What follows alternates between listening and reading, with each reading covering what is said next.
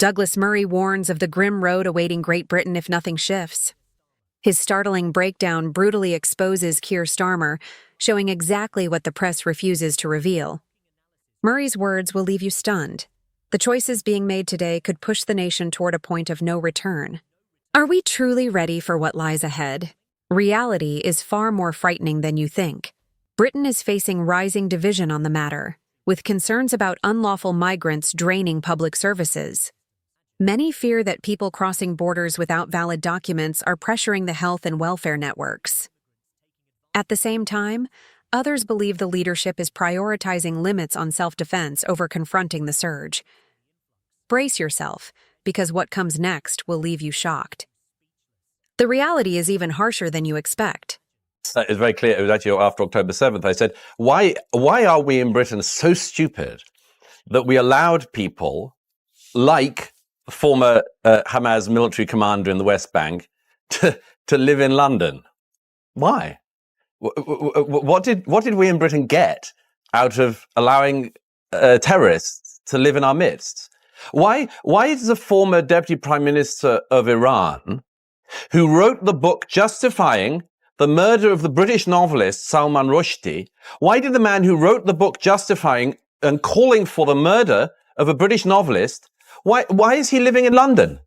Why has he been living in London for the last 20 years? What has Britain got out of this? Why are we so crazy in Britain that we would give sanctuary to people who want our way of life over? And I've still never had a response to that question. I've asked it for many years, and I've written extensively about it, and I still cannot understand how a society can be so insane that it can welcome in people who want to destroy it. But let's park that for a second. The situation in Southport is, as you say, it's a very interesting example of what can happen with social media. Because actually it goes back to something we were talking about earlier. Southport was such a heinous crime in an area where, I mean, unfortunately, we've got sort of used to terrorist attacks in some of our major cities. But an appalling, brutal attack like this on the weakest and most vulnerable target is something which so horrifies people that, of course, they scour around looking for people to blame. Now, we'll see when the trial comes up if there were any motivations or, as it were, inspirations for this vile young man who did this. But I have to say, having covered a lot of terrorist incidents in my life, one of the things that anyone who's wise knows is just wait and see who is responsible before you start sounding off. And unfortunately, there's lots of people who don't have the discipline to do that. Some people who in the immediate aftermath of something are just, as I say, scouring for people to blame. I think that there are several lessons to be taken from this, though. One is, we cannot be in a situation in our society, in Britain or anywhere else, where we are only one madman's attack from responses like this happening. I have argued for decades now that if we had a sensible asylum policy and a reasonable immigration policy, and we didn't allow thousands of people to come into the country illegally every few months, that, we could have a reasonable kind of migration policy like we had in the 1990s, when tens of thousands of people were net migration a year. We don't have that situation in Britain now. We do have thousands of people coming illegally all the time and never being returned. And we had net migration of almost 750,000 in the last year of a Conservative government that had promised in election after election to bring immigration, net legal migration, down to 1990s levels. And they didn't. Labour, Conservative, the Liberal Democrats, all in government, promised to bring down net migration and to stop illegal migration, and instead they ramped it up and ramped it up and ramped it up. The consequences of that are totally predictable. When people say now that my book, The Strange Death of Europe, was prophetic, I say it wasn't prophetic. You didn't need to be a prophet to see the loss of trust in society, the scouring around for people to blame, the much more. You didn't need to be a prophet to see that. You just had to have your eyes open and be willing to say what you saw with them. And too few people were willing to do that.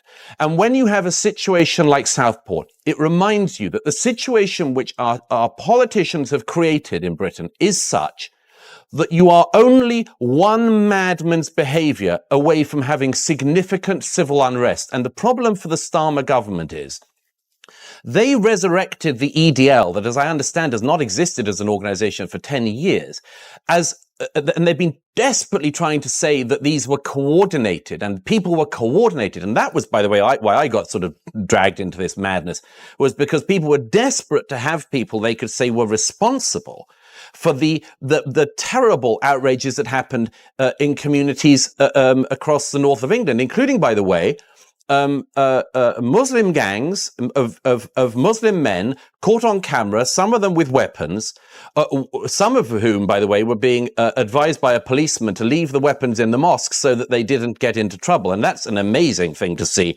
But are those the same who said that they were scared to leave their houses? I would say it's much worse than that. Would that there were clear coordinators here, because you could go after the people.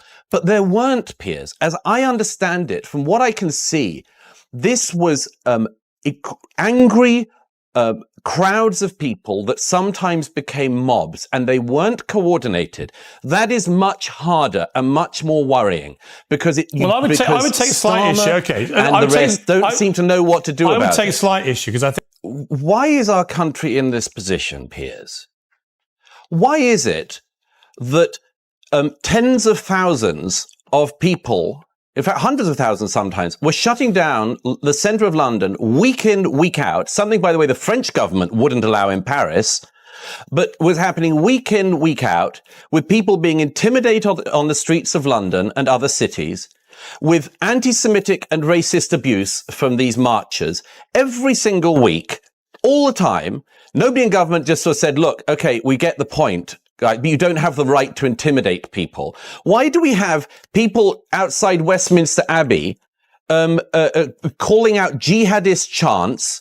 Why do we have people on the streets of London some of whom I've seen you countering on your show, calling for jihad on the streets of London? Why are we in this position that on the 11th of November, on the day that is most sacred to the British soul, where we remember our forebears who fought for our freedom, that we should have a threat of hundreds of thousands of people who hate Britain, who never, ever carry a British flag, would never, ever do anything that is patriotic for Britain? Why are we in this situation in Britain? I would tell you why. Again, it's because our government has lost control of the borders for years. And now we are a very low trust, very febrile society in Britain, where we used to be very high trust and where we didn't used to be at risk of having riots at any moment because of one madman anywhere in the country. We're in this situation because generations of politicians of all parties have brought us here. That is on them. But my question is always, why has it got to be always a one-way street on the toleration? We are forever being told about how tolerant we have to be. But it seems to me that the people saying that are highly intolerant of us and our traditions.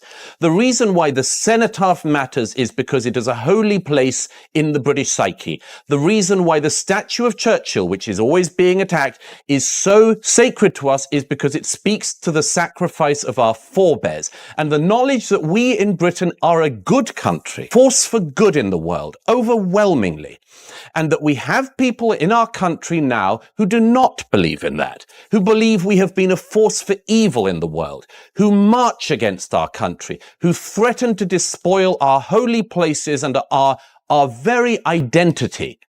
The British public should not endlessly be putting up with being insulted and defamed.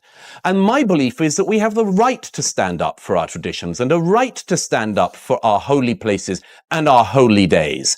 And that, and the situation we're in is that if anyone does say we must, if people are going to threaten to attack the cenotaph, we should defend it, people will say the people who defend it are far-right extremists. By the way, something they would never say against the people, the other way around, who would deface the cenotaph.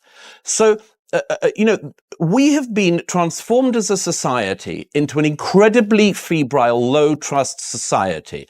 And as Nadim Sahawi said in the Times the other week, he wrote a piece where he mentioned me, and he said that Douglas Murray has said for years that what is now happening would happen. And as he said, I never did it in the spirit of glee. I did it in deep lamentation.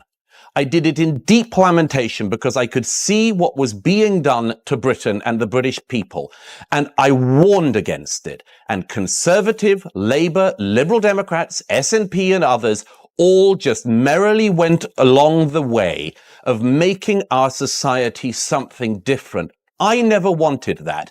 I don't think the British people wanted that. We never voted for that. When we were asked whether we wanted it, we said no. And they didn't listen. So we'll see what happens in the years ahead. And we'll see if Starmer and co have any idea of how to solve the problems that generations of politicians have caused in Britain. But no, I did not want to be in a society in Britain where we have jihadists living in our midst, where we have terrorists that we welcome in, where we give every advantage to people who hate us, or at the very least do not like us. I never wanted that to be the case. I'm extremely sad that it is the case. I'd love to see it turned around. I know how it could happen. I have very low belief that we have anyone in charge in Britain who knows what to do about this. But it's a problem they've brought on our society, and I profoundly wish